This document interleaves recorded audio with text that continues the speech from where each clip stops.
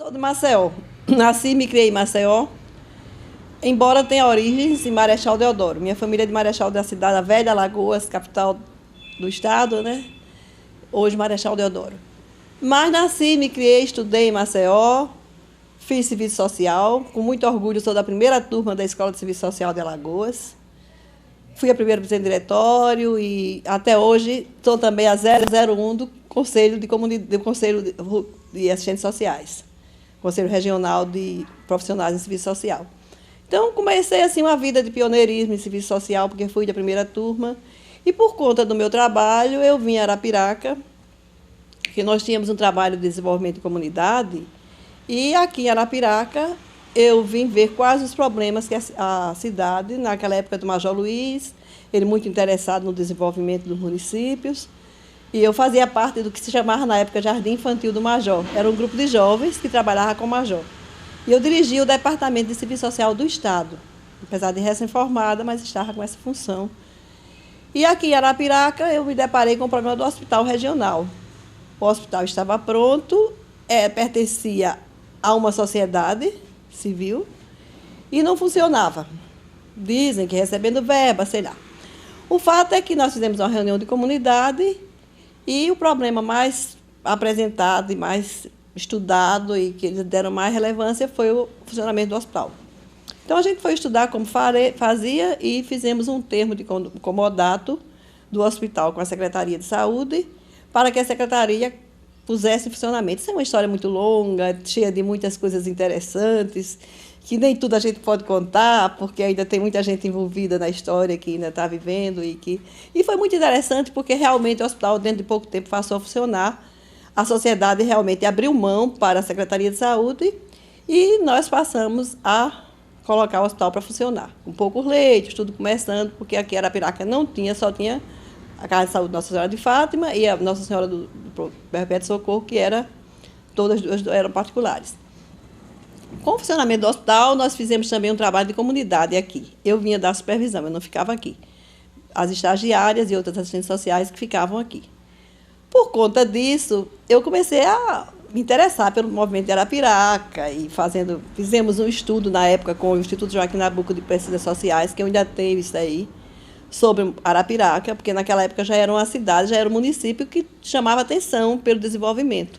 Nessa história toda, eu conheci o médico do posto de Arapiraca, que era Judá Fernandes, e que era recém-formado também. Eu conhecia assim, ligeiramente de Maceió, mas que tinha passado 2 anos estagiando em São Paulo, fazendo residência em São Paulo, tinha voltado e estava aqui em Arapiraca como médico do posto. E ele foi uma das pessoas que mais se interessou, na época, para que o hospital funcionasse. Então, daí, nós começamos uma amizade, um conhecimento mais profundo, passamos 2 anos na paquera e acabamos casando em 66. Nós casamos. E, então, eu tive uma dúvida muito grande de largar tudo em Maceió, porque eu ensinava na Escola de Serviço Social, dirigia o Departamento de Serviço Social, dava supervisão aos alunos da escola, aos trabalhos de conclusão de curso da escola. Estava assim no auge da minha carreira como profissional. A escola ia passar para a universidade, eu tinha tudo para ser professora da universidade, cursos no exterior, viagens no exterior, participação em congressos e tudo isso, fazendo trabalhos em congressos. Então, eu estava no auge da carreira e, pelo amor, eu larguei essa carreira de assistente social e vim viver em Arapiraca, casada, e fui formar a minha família, do qual eu não me arrependo de ter feito. Aí aqui, claro que eu não podia mais ensinar na Escola de Serviço Social, não podia mais exercer aquelas funções que eu exercia em Maceió. Mas eu me comprometi com o meu esposo de residir em Arapiraca e, por mais que me oferecessem outras coisas em Maceió, eu não quis, nem ele, nem eu, porque aí a gente começou a querer bem essa cidade. E então nós nos inserimos no progresso da cidade e começamos também a ajudar, a fazer alguma coisa da nossa parte para colaborar. Não somente na área da saúde, que ele já trabalhava e eu também passei a trabalhar, que também já trabalhava, na educação, no serviço social. Foi na época que foi fundado o Lions Club, nós passamos a participar do Lions, e Arapiraca começou essa onda, começamos a fazer assim, seminários aqui em Arapiraca, semanas de estudo, trazendo pintores como Bismarck, tanta gente, Rogério. Trouxemos o mestre Aurélio Buarque de Holanda para um desses, era meu hóspede aqui, sempre que vinha, que era nosso amigo. continuou, e aí nós arrastamos o mestre Aurélio para Arapiraca, e nós temos assim fotos muito gratas dele aqui com a gente, convivendo aqui. Então, foi uma coisa assim que a gente foi participando. Depois, foi pioneirismo para todo lado.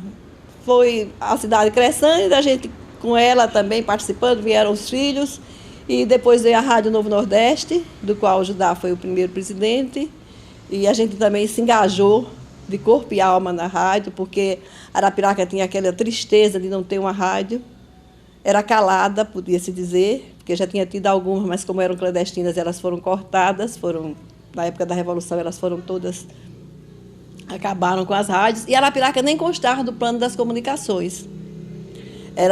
Outras cidades até constava, mas Arapiraca não constava, não existia como botar uma rádio em Arapiraca. Então, a gente foi fazer projetos mostrando que Arapiraca já podia ter uma rádio, já tinha desenvolvimento para isso, estudar Arapiraca, fazer isso, botar isso no papel, levar para o Ministério das Comunicações.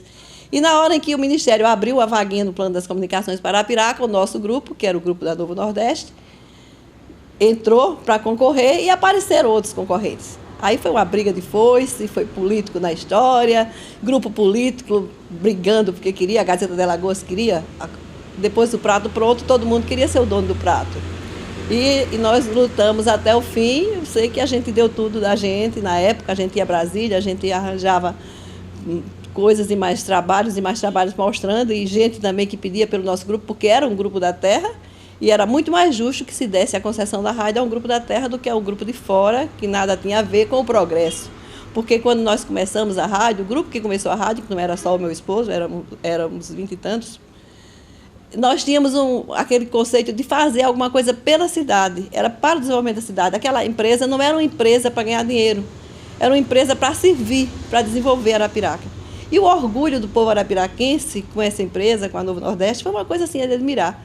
O pessoal chamava a rádio de nós, porque eles se sentiam assim, os donos da rádio também, né? A rádio, eu acredito que foi também um grande impulsor, assim, porque inclusive a rádio, até no esporte, a rádio começou a divulgar o ASA, quer dizer, começou mais se falar mais em Arapiraca, porque era uma rádio pequena, mas que tinha uma potência boa, e que era ouvida não só em Alagoas, mas que passava do estado de Alagoas. Então, tudo isso eu acho que também colaborou. Então, eu me sinto assim realizada nesses 41 anos morando em Arapiraca, fora os que eu passei antes de vir residir mesmo, porque eu acho que eu fiz, se não fiz tudo, mas procurei fazer também a minha parte. E a família do meu esposo também veio toda. Já tinha José Fernandes, que foi quem primeiro veio, que foi quem trouxe o meu esposo para aqui. E depois os outros irmãos todos hoje moram em Arapiraca. Então a família Fernandes, que é do meu esposo, de Viçosa, hoje é toda de Arapiraca. Quando eu cheguei aqui, ainda se destalava fumo cantando nos armazéns de fumo, que hoje quase não se vê mais. E eu achava um negócio lindo. Quando eu fiz a DESG, em Maceió, e que veio o trabalho que a gente tem que fazer no fim do curso, exatamente nós pegamos essas mulheres de instaladeira de fumo. Entrou no nosso trabalho para divulgar essa cultura de Arapiraca, né? Mas com que alegria elas cantavam de instalando fumo. Quer dizer, aquilo ali era uma coisa assim linda. Eu achava uma coisa da cultura de Arapiraca que tinha que ser preservada. Existe até livro já do Zezito Guedes, né, sobre isso. E, na época, eu me lembro que eu me batia muito e me preocupava muito para que não acabasse as canções das instaladeiras de fumo, para que elas fossem mais divulgadas, mais ouvidas, mais cantadas, aparecessem mais. E as mulheres de Arapiraca são as bravas mulheres que têm que ser respeitadas, né? E eu me lembro, assim, quando eu cheguei aqui, que às vezes mexiam até porque eu acompanhava sempre o marido em tudo. A gente ia para Brasília lutar pela rádio e tudo. Aí, quando diziam assim, por quê? Eu digo, ora, gente, onde meu marido entra, eu posso e sei entrar. Por isso que eu vou também. Então, eu acho que as mulheres de Arapiraca se valorizam. Elas não pararam no tempo e no espaço.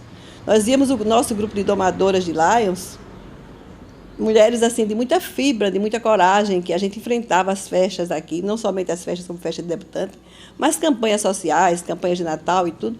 Então, eu acho que começou a haver também um despertar. E os clubes de serviço ajudaram muito.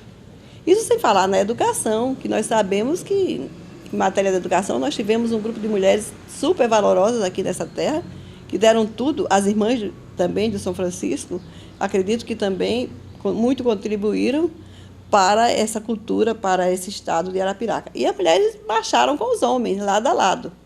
Se a gente for olhar na educação, na saúde, de uma maneira geral, em todas as áreas, a mulher na igreja, a mulher de Arapiraca sempre se fez presente, sempre foi vitoriosa.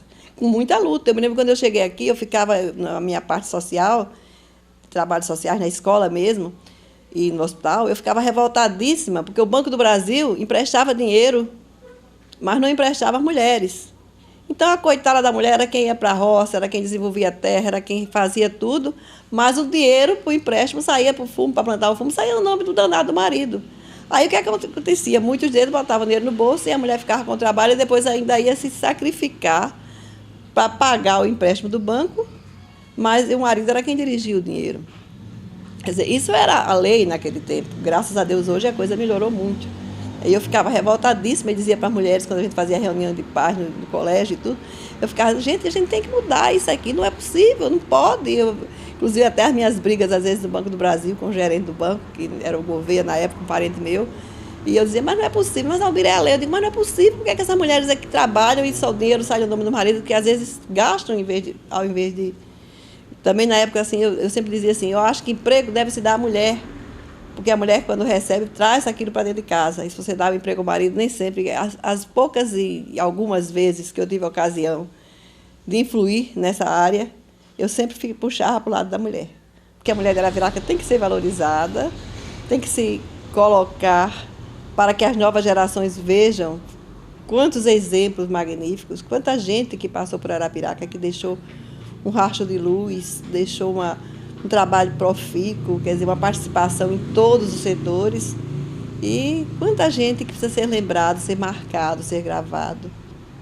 Que as novas gerações precisam conhecer.